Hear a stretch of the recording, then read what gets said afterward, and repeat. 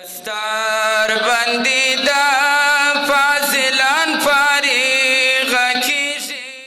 د النوریه دارالحفاظ اسلامي دارالعلوم مدرسې څخه 40 تنه علماء کرام او د قرآن عظیم الشان حافظان فارغ شول. په کندهار کې د النوریه دارالحفاظ اسلامي دارالعلوم مدرسې څخه په یوې شاندارې غونډې کې چې پر مهال د جهادي مدرسې استاد د جامع عمر امام او خطیب شیخ مولوي حبیب الله حقانی د 205 البدر کلی اردو د تعلیم او تربیه مسئول شیخ مولوي عبدالوارث حنفي د خرکې مطهره امام او خطیب شیخ مولوي نظر محمد الافغاني د کندهار ملي رادیو ټلویزیون او شریعت غږ رادیو امیر مولوي رفیع الله احسان او یو شمېر نورو مسؤلینو علماء کرامو او د فارغ شوو علماء کرامو او حافظانو د کورنیو غړو ګډون درلود. د یادې فارغت غونډې په پیل کې د جهادي مدرسې استاد او د جامع عمر امام او خطیب شیخ مولوي حبیب الله حقانی د علم پر ارزښت او فضیلت هر اړخیزه وینا وکړل او ویل همدا علماء کرام دي چې د اسلام د پرمختګ لپاره هڅې کوي.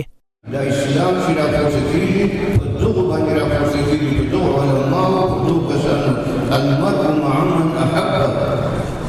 دې شریف کې راځي سړی د هغه چا سره وي چې محبت یې ورسره نو که په دې دنیا کې ستا محبت د کافرانو سره وي په آخرت کې هم د کافرانو سره او که په دې دنیا کې ستا محبت د دغو علماو سره چې دا کوم مدرسو کې دي دغه طالبانو سره چې کوم په دغه مدرسو کې دي نو په آخرت کې به هم ته د هغو سره یې.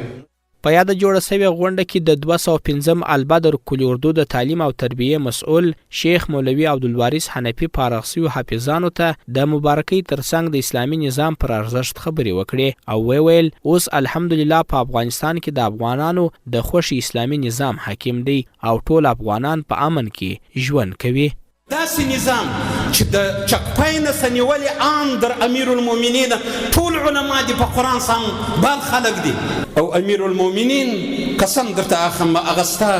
د بچي ستا د اولاد د دنیا او د آخرت غم اخیستی دی.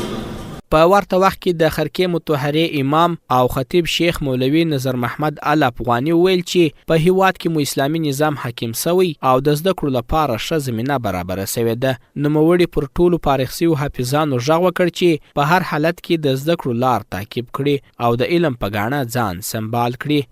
زموږ نظام هم حاکم دی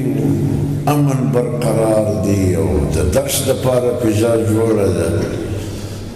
زوام که نور نوی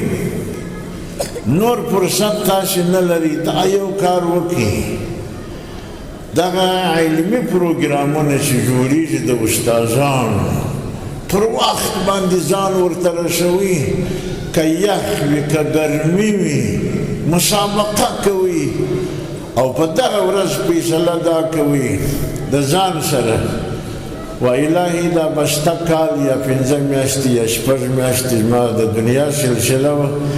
د نن ورځ ما وقف ده د علم دپاره.